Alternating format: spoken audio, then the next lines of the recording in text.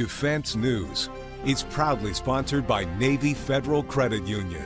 If you're a member of our nation's armed forces, the Department of Defense, or if your family is, we'd be proud to serve you too. On this episode of Defense News Weekly, will there be a government shutdown? Our Capitol Hill reporter gives us an update. Plus, there's more to the PACT Act beyond burn pits. A looming deadline could qualify you for VA healthcare. You don't want to miss how to secure that benefit. Also, we go to the Air and Space Forces Association Airspace and Cyber Conference near our nation's capital. See how one company hopes to cool down the F35 Lightning II. Plus, see the latest drone technology from the DSEI show in London. It's the latest in news and analysis from the Pentagon to the platoon, here on Defense News Weekly.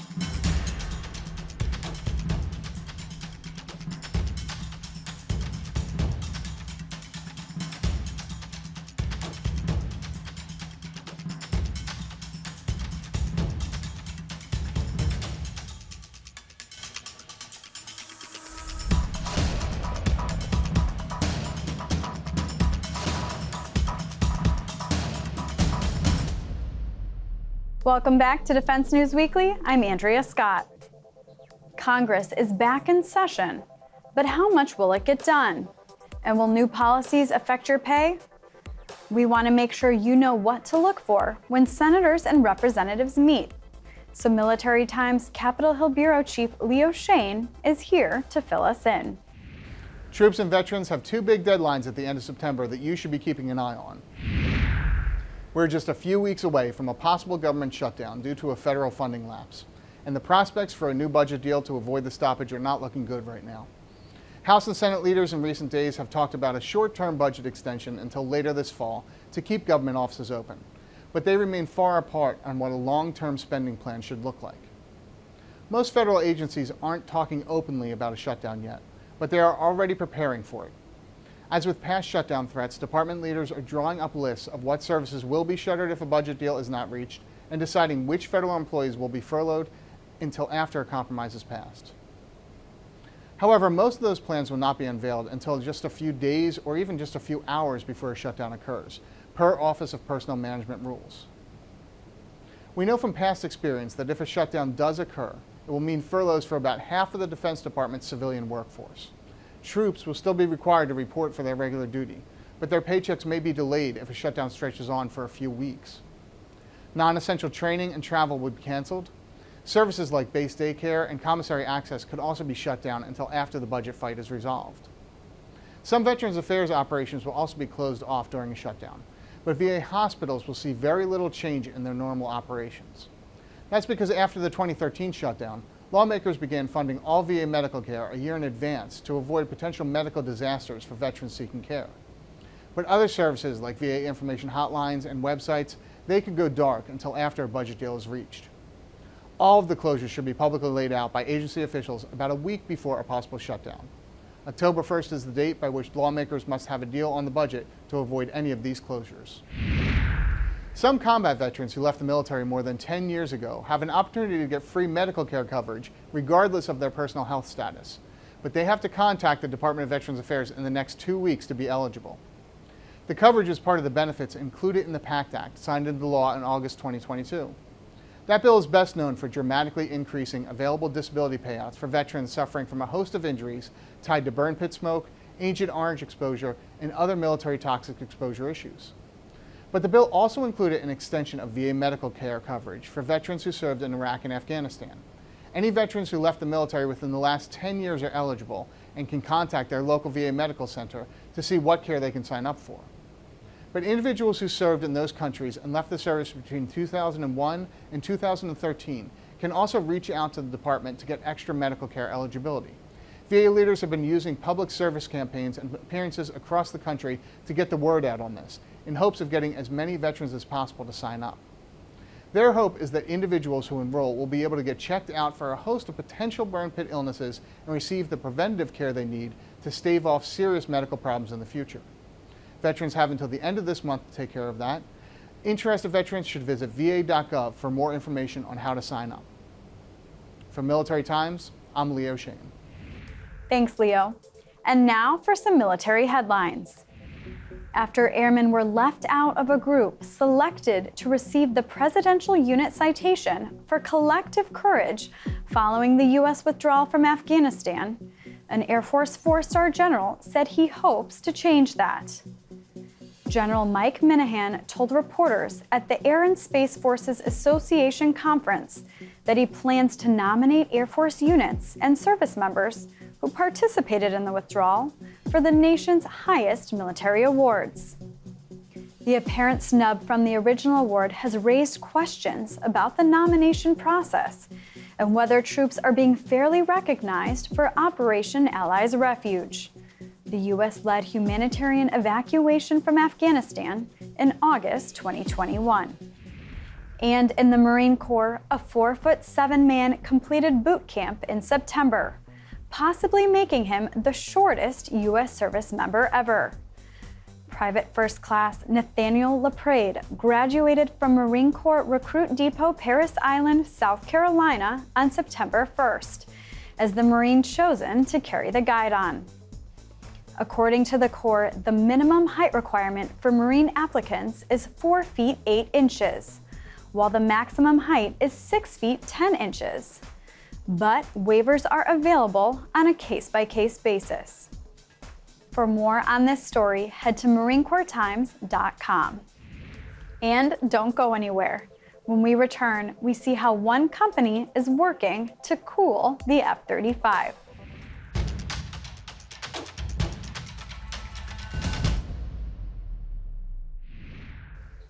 The F-35's Block 4 upgrades and Tech Refresh 3 means more technology in the 5th generation fighter. And with more technology, there's more heat that can cause problems with the plane's electronics. That's an issue that companies, including Honeywell, are working on. Defense News Weekly stopped by the company's show floor at the Air and Space Forces Association's Air, Space, and Cyber Conference to see what it is offering as the Air Force makes its upgrades. As the F-35 advances, it's getting more electronics and an engine upgrade. What is Honeywell offering for the F-35 as it makes those upgrades to help with the avionics? Yeah, so our power and thermal management system has been a part of the program since the very beginning. So we've had over 675,000 flight hours of the PTMS operating. So we know a lot about how it operates in the entire airframe.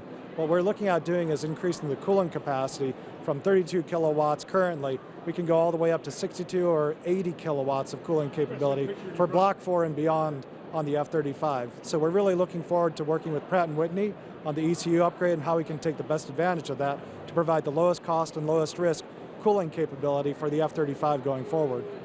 And Pratt & Whitney, the ones being the manufacturers of the F-135 engine that's currently in there, right? What kind of problems would we be seeing if they couldn't control the thermal, they couldn't control the temperature in the planes? Well, the really important thing for the F-35 going forward is the Block 4 capabilities that are going to be introduced in the 2030 timeframe. Having the cooling capability support a new radar, new electronic warfare, new processing systems is going to be really key to enable the aircraft to operate with all that additional capability.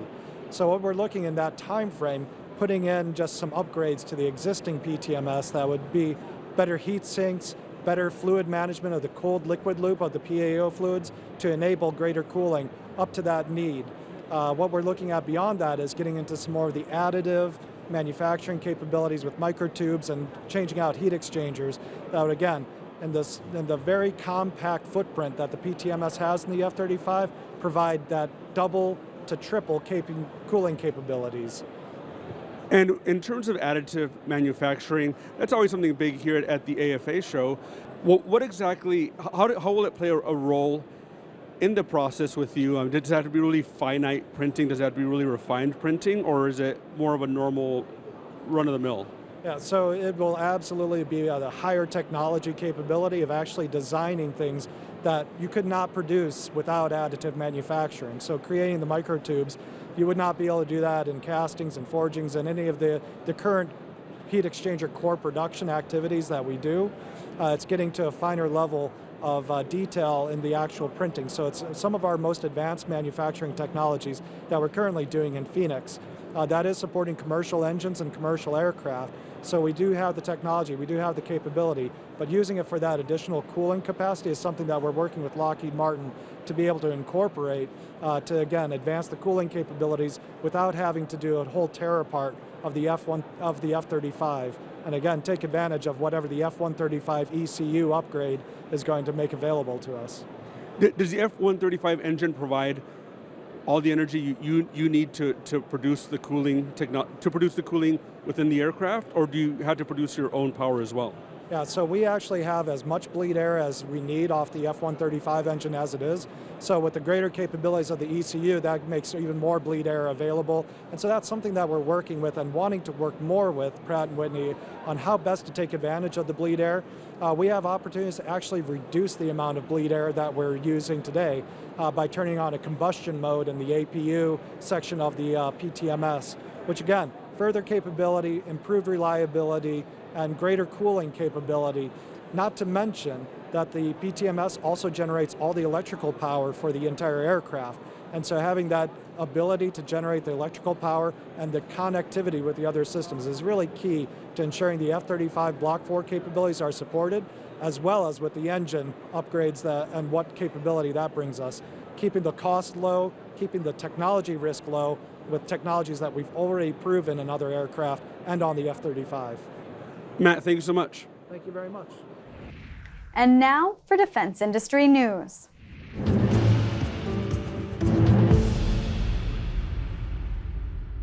Poland has a few major industry headlines as it beefs up its defenses amid the ongoing war between Russia and Ukraine. The U.S. Department of State approved a possible $4 billion foreign military sale of Northrop Grumman's Integrated Battle Command System for Poland. According to a September announcement, the State Department notified Congress, which will decide whether to approve the deal. The Northrop Grumman-developed IBCS system was cleared by the U.S. Army for full-rate production in the spring of 2023, but Poland will be the first to declare it operational. The Central European country received the first IBCS system as part of its first order of Patriot air defense systems it bought, and will soon declare them operational. Also in Poland, its defense ministry approved a framework deal to buy 486 launcher loader module kits for the M142 high-mobility artillery rocket systems. The ministry said the nation's defense industry will also be involved in the effort by supplying products and components. The framework deal comes more than 7 months after the U.S. State Department backed Poland's bid, worth about $10 billion, to purchase advanced rockets and rocket launchers. The approved sale also includes 45 M57 Army tactical missile systems, as well as hundreds of guided multiple launch rocket and warhead variants.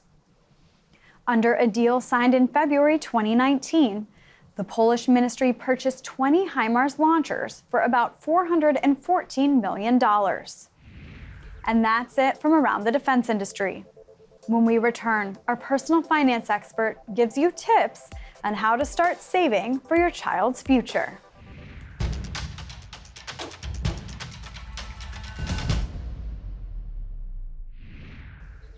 Welcome back. On this edition of Money Minute, Navy Federal Credit Union personal finance expert Jeanette Mack gives you tips on how to start saving for your child's future. Whether you've recently welcomed a new addition to your family or sent your little one off to their first day of kindergarten, believe it or not, it's never too early to think about saving for college.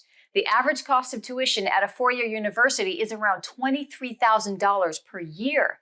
So when it comes to paying for college, time is your best ally. Start putting money away for your child's future education as soon as you can. The more you can help them pay for college, the less debt they'll have at graduation. Not to mention, some education savings accounts come with state and federal tax breaks for you.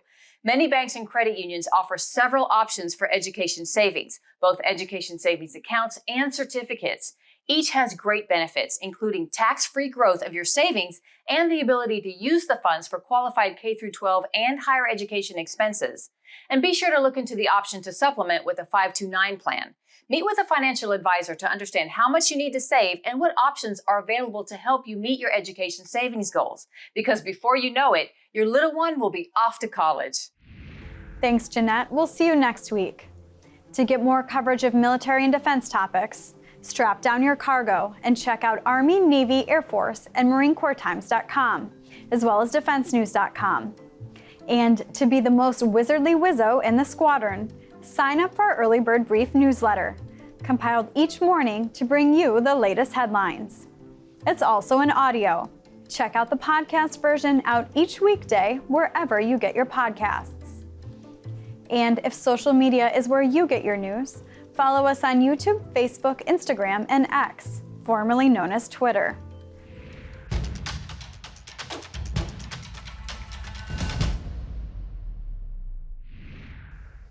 The Defense and Security Equipment International, better known as DSEI, was held this past week in London, where drones were on display. Defense News Weekly was there to bring you this from the show. So we're here at DSEI at the Instaboot, a Finnish company, to speak to them about their new line and showcasing their new drone, the Still Eagle. With me, I have two company representatives. So to start off, I know it's your first time exhibiting at the conference. Do you want to tell us a little bit more about this new product? Oh yes, it's a unique product with a unique charts designed with in Finland with three companies involved. Insta Group from our defense business, we are the prime contractor in this product, and we have for the charts itself, we have a companionship with a company called Forsit from Finland, and then the drone manufacturers, Nordic Drones, also from Finland. So it's a unique product, Finnish expertise, and doesn't contain anything from the non-Finnish in that sense. Yeah, the range at the moment for the version we are coming to the market, it's approximately 6 kilometers. It's very capable for in the tactics ways of defending of your own territory. So it's very suitable for example, for the missions that we see every day in Ukraine at the moment. Do you want to tell us more about other platforms that the company has or is working on? Yeah, we have also Steel Lynx, which is jumping charge, which mainly is one solution to our defense forces to do aerial denial tactics, and I've been compared it with a claymore. So it's a top-down, same effector as the Steel Eagle has. So 3,000 fragments from 20 meters in a 2,000 square meter area. We're here at the Rainmetal booth at DSEI. I have with me a company representative who's going to be speaking about one of the latest drones that the company has. It is the first time they are showing it at DSEI. So do you want to tell us a little bit more about its capabilities? Yeah, this is the Luna NG, our latest technology-based UAS, unmanned aerial system. This is up to 110 kilos, so it's a quite large one for small UAVs.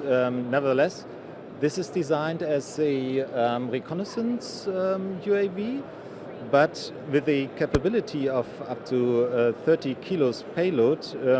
This drone can be used as well as multi-purpose drone for electronic warfare, or as we displayed here in a combat version. So it's possible to arm it with sub-munition like these sub-UAVs or this glide bomb here, or the teaming case together with these Hero family loitering ammunitions. And the system covers a range of up to 100 to 150 kilometers by a digital data link, and its endurance is up to 12 hours. So this is a quite fancy system. So And how long ago was it developed? When did you start working on this system? Oh, several years ago. The system Luna NG is operated by a customer since 2017. And this system, together with new developments and the latest state-of-the-art technology, will be provided for the German armed forces by 2025.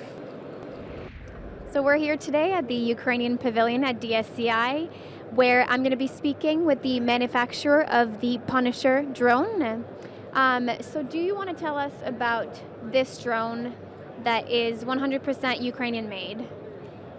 Thank you very much. It's Punisher multi-usage striking drone. It's possible to make payload like unguided bombs up to 3 kilos and striking the mission up to 45 kilometers. And right now it's quite widely used on the Ukrainian battlefields against Russian forces. We have more than 70 crews right now working on this drone, so we are proudly introduced into the world market. But right now, as you know, we have in war, so maybe we will sell later. Right now, we need to increase manufacture for Ukrainian army, Ukrainian armed force, because demand it's really big. They grow maybe 4 or 5 times in order to meet demand of our military, in order to kill as many Russians as possible. And how long ago was this drone developed? How long has it been operational? Actually, our team started working in 2016, and the first strike, it was almost 5 years ago. It was first successful strike. And after that, 2018. it was 2018, absolutely, and in September it was first successful mission.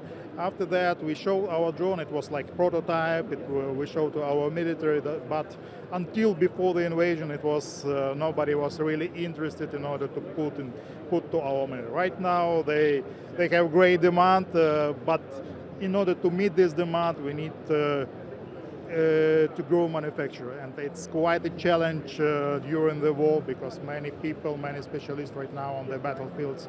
So it's not an easy task. And I see here that you have unguided missiles. Yeah. Can you tell me a little bit about how you integrate those on the drone, if you have plans to integrate it with other missiles types? Actually, these first unguided missiles, which we use still, it was made just for special operations. There is no trace when you use it because it's plastic with plastic explosives and so on.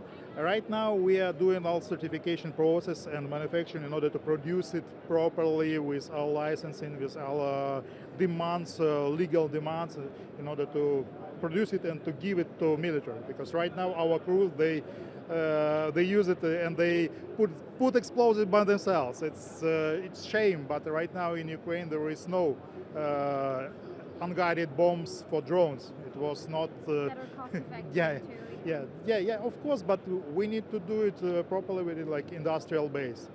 So, and we are looking for some partners maybe for bombs too, because we know how to do it. We know how to do it for different purposes. So, step by step. We don't want to use guided bombs because we don't need it. Actually, our accuracy using our ballistic calculator, it allows us to hit target with up to 2 meters from target. It's direct hit. So actually, and as soon as unguided, it's cheapest. So we want to keep this lowest cost of mission, and because for us it's there are many enemies, so many soldiers. We need to kill as much as possible. We need to make it cheap. There is no cost effective to send bomb for few $1,000s, so for even some dozens or $1,000. We want to use it as much cheaper. This one is few hundred. And that's all we have time for in this episode. Thanks for watching, and we'll see you next week.